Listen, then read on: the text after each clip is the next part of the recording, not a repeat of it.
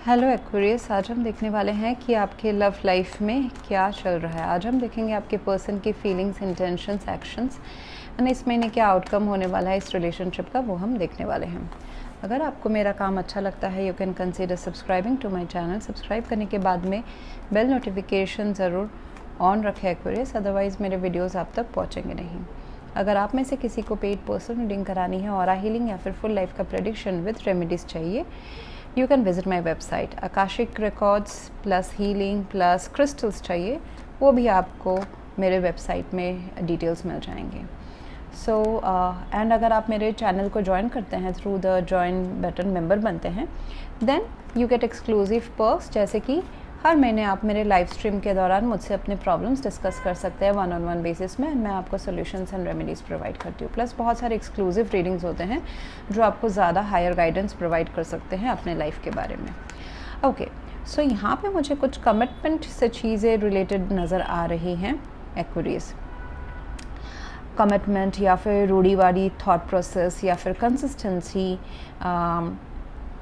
Marriage, traditional system, वो इस connection के फेवर में भी हो सकता है एंड अगेंस्ट भी हो सकता है। वो हम अभी बाकी कार्ड से देखेंगे। क्या ये किसी कनेक्शन से निकलने की बात हो रही है, कंसिस्टेंसी कमिटमेंट से निकलने की बात हो रही है, या फिर एंटर होने की बात हो रही है। ओके, या फिर किसी का spiritual and religious and traditional values जो है वो बीच में आ रहा है, या फिर फैमिली बीच में आ रही है। ये क्या आ रहा है? This hierophant is the mutual energy. अब ये बीच में आ रहा है एज ऑब्स्टिकल, या फिर आप दोनों ऐसा चाहते हैं कि मैरिज कमिटमेंट ट्रेडिशनली इस रिलेशनशिप को लिया जाए। So we will see that. हर कपल के लिए ना, देखिए एक्वेरियस में ही सबका तो प्रेडिक्शन सेम नहीं होगा। There are high vibration couples, they are average and then lower. फिर उसके बाद आ जाता है एज ब्रैकेट्स, आप कौन से एज ब्रैकेट से हो, क्या एप्लीकेबल है हो सकता है आपको, उस हिसाब से अपने लाइफ में रेजोनेट कराइएगा। Roles could be reversed at any point of time, ध्यान दीजिएगा। ओके, सो मुझे यहाँ पे नज़र आ रहा है दैट आपके जो पर्सन है वो अभी तक हार नहीं माने हैं। वो इस रिलेशनशिप में को आगे बढ़ाना चाहते हैं, कुछ कम्युनिकेट करना चाहते हैं आपसे।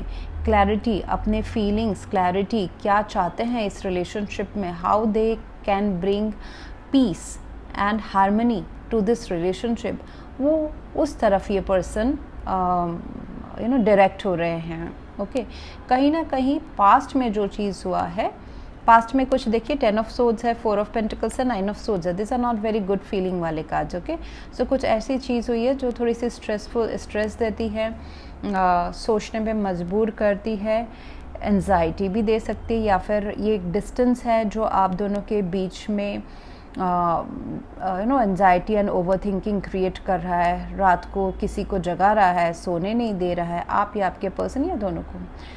सो जो भी चीज़ पास्ट में ये 10 ऑफ सोर्ड्स का रीज़न है, ओके, ये अच्छा भी हो सकता है, ज़रूरी नहीं है बुरा हो। जैसे कि अगर आप दोनों के बीच में लोकेशन डिफरेंस था, या फिर इंस्टेबिलिटी थी रिलेशनशिप में, वो शायद से ख़त्म हो रहा है। Someone is deciding to end this, maybe it's from your side और देयर साइड। प्लस इस रिलेशनशिप को होल्ड ऑन करने की इच्छा हो रही है कि चलो इसमें इसको हाथ से जाने नहीं देते हैं, इसमें पोटेंशियल है कमिटमेंट का, so let's hold on to this connection. Insecurity, trust issues रहे होंगे, ऑब्स्टिकल्स रहे होंगे एंड है अभी भी, लेकिन फिर भी आप दोनों शायद से ये सोच रहे हैं कि चलो एक्शन लिया जाए and let's make it consistent, committed, transparency. Okay, ये भी हो सकता है। बहुतों के लिए आप दोनों स्पिरिचुअल वर्ल्ड से बिलोंग करते हैं, शायद से वो पैशन है, या फिर आपका करियर मूव है, या फिर कोई ट्रेनिंग वर्ल्ड से, या फिर एडवाइजरी या मेंटोरशिप वर्ल्ड से आपका करियर जुड़ा हुआ है, जहाँ पे आप दोनों के जो गोल्स है, लाइफ पर्पस है, वो सिमिलर है। ओके, सो दोनों या दोनों में से कोई एक हो सकता है। एंड यहाँ पे मुझे दिखाई दे रहा है कि आप दोनों ही कहीं से एडवाइस एंड ब्लेसिंग्स लेके आगे बढ़ना चाहते हैं।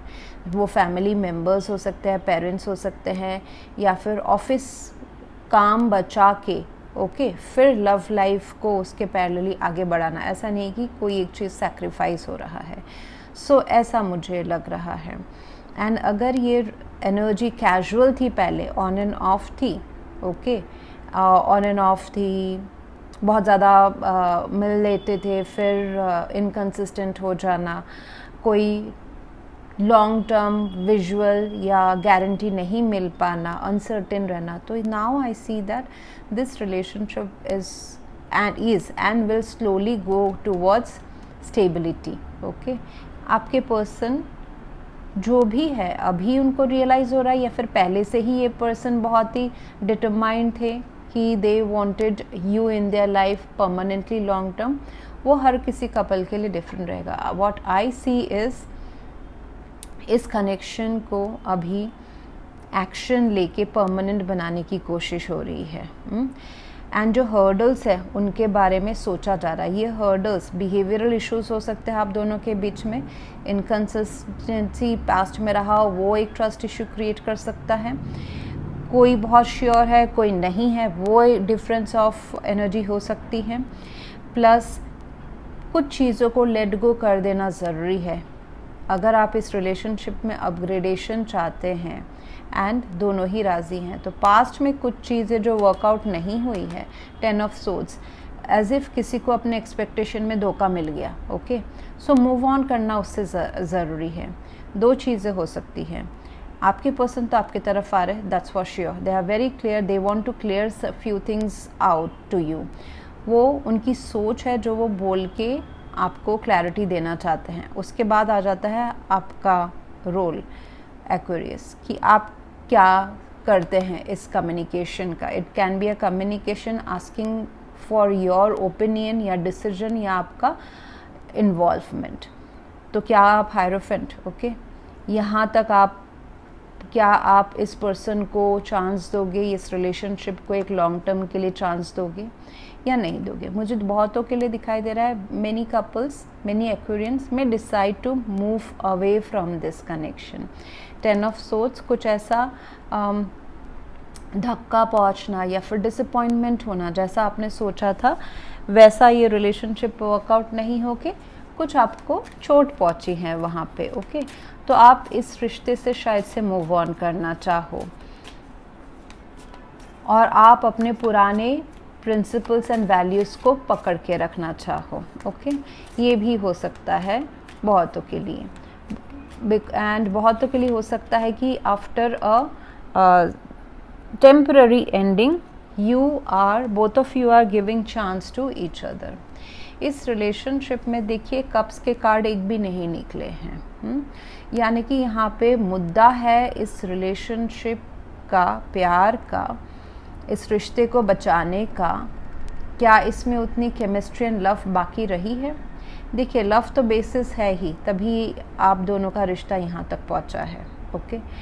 You have a history with this person, लेकिन अब इमोशंस को साइड में रख के बाकी सारी चीज़ें डिस्कस एंड डिसीजंस में लिए जा रहे हैं। पेंटिकल्स है, हेरोफेंट है, ओके, सोच चेंज हो रहा है, बट कप्स के एक भी कार्ड नहीं है। सो इस रिश्ते को सिर्फ नाम के लिए या फिर ज़ोर ज़बरदस्ती हक जमाने के लिए कंटिन्यू ना करें। इस रिश्ते में इमोशंस, लव को दोबारा जगाने की भी ज़रूरत है। बहुत सारी चीज़ें ना, जब प्यार एक्टिव रहता है, इमोशंस रहते हैं, अट्रैक्शन रहता है, केमिस्ट्री रहता है, उस टाइम पे दो लोग बहुत कुछ मान लेते हैं, आगे बढ़ने के लिए तैयार हो जाते हैं।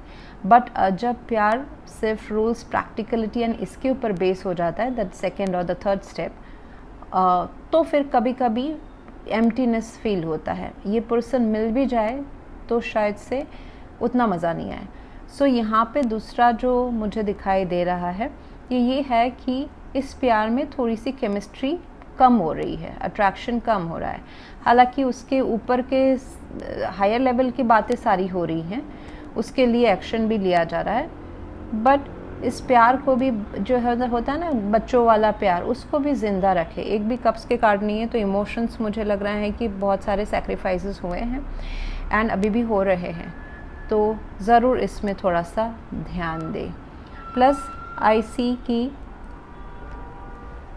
इस रिलेशनशिप में ओवर थिंकिंग या फिर बहुत ज़्यादा दिमाग लगाने के, अकेले इंडिविजुअली दिमाग लगाने के बजाय एक breakthrough, clarity, confrontation with truth will benefit this situation. 9 of swords, हाँ, खुद ही सोचे जा रहे हैं। शायद से आप दोनों एजम्पशन सोच रहे हैं, एजम्पशन करके सोच रहे हैं, ओवर थिंकिंग हो रहा है, एंजाइटी हो रहा है, डिप्रेशन हो रहा है, ये क्या हो गया, ये एंड क्यों हो गया, या फिर ये मुझे धक्का क्यों पहुंचा, ये तो मैंने देखा ही नहीं था।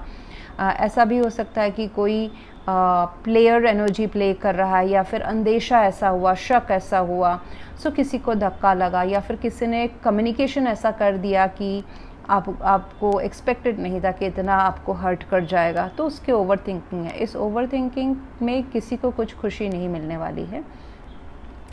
बेटर ये रहेगा कि एस ऑफ सोर्ड्स को अपनाया जाए, बात की जाए, क्लैरिटी दी जाए, सच्चाई वाली बात की जाए, ना ही कि गेम्स प्ले किया जाए। ओके, आपके पर्सन रेडी है, आपके पर्सन बात करने के लिए, सच्चाई देने के लिए रेडी है। आपको डिसाइड करना पड़ेगा कि क्या आप रेडी है एक्वेरियस, क्या आप इस रिश्ते में बैलेंस लाना चाहते हैं, व्हाट्स योर नेक्स्ट टारगेट, या फिर ऐसे ही आप पेनफुल सोच में रहना चाहते हैं। पेन तो ये सिचुएशन आपको दे रहा है। ओके, अभी आपके ऊपर डिपेंड है कि if you want to resolve this, तो फिर आपको आगे का गोल, टारगेट सोचना चाहिए। आपको अच्छा ये रहेगा, अच्छी बात ये हुई है एक्वेरियस कि आपको इस रिश्ते का pros and cons, truth and dark, हाँ, ये वीकनेस एंड स्ट्रेंथ आप दोनों का ये पता चल गया है इस सिचुएशन से। अभी इस रिश्ते को छोड़ने के बजाय अगर आप इसमें कंटिन्यू करते तो आप बहुत स्मार्टली कंटिन्यू करेंगे, which will bring lot of happiness as well, क्योंकि आपके पास एक्सपीरियंस एंड नॉलेज आ गया है कि हम दोनों में क्या खामी है, क्या मैं लाता हूँ या लाती हूँ, and what the other person brings into this relationship. So it will be very wise decision कि आप इनके तरफ एंड इस रिलेशनशिप को एक चांस दे एंड आगे बढ़े। मुझे बहुत दिख रहा है कि आप दोनों के बीच में शायद से बहुत कपल्स के लिए एक फिजिकल डिस्टेंस है, यानी कि लोकेशन डिफरेंस है। अदरवाइज थॉट प्रोसेस का डिस्टेंस है, वो मर्ज हो जाएगा, उसमें कोई प्रॉब्लम नहीं है। With the S of swords, night of swords, ये बातचीत से, क्लैरिटी से, डिसीजन से कम हो जाएगा।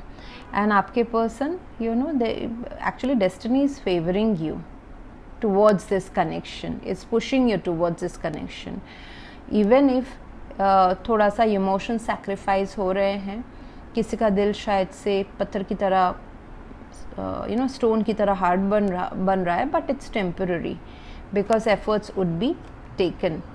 So that's what I have for you right now, Aquarius. If you want to go for a paid personal reading, aura healing, Akashic records, remedies, black magic remedies, crystals, you can visit my website. And इसके जो बाकी cards हैं जहाँ पे हम देखेंगे कि इस रिलेशनशिप में और क्या तकलीफ़ें आने वाली है इस महीने, आप उसको ओवरकम कैसे कर सकते हो, इस रिलेशनशिप का प्रोजेक्टेड आउटकम क्या है नेक्स्ट फ्यू मंथ्स में, एंड क्या कोई नया लव आपके लाइफ में आ रहा है, ये हम देखेंगे पार्ट 2 में. पार्ट 2 देखने के लिए आपको मेरे चैनल में मेंबरशिप ज्वाइन करनी पड़ेगी. Thank you very much for watching. Please to like, share, comment and subscribe. Thank you.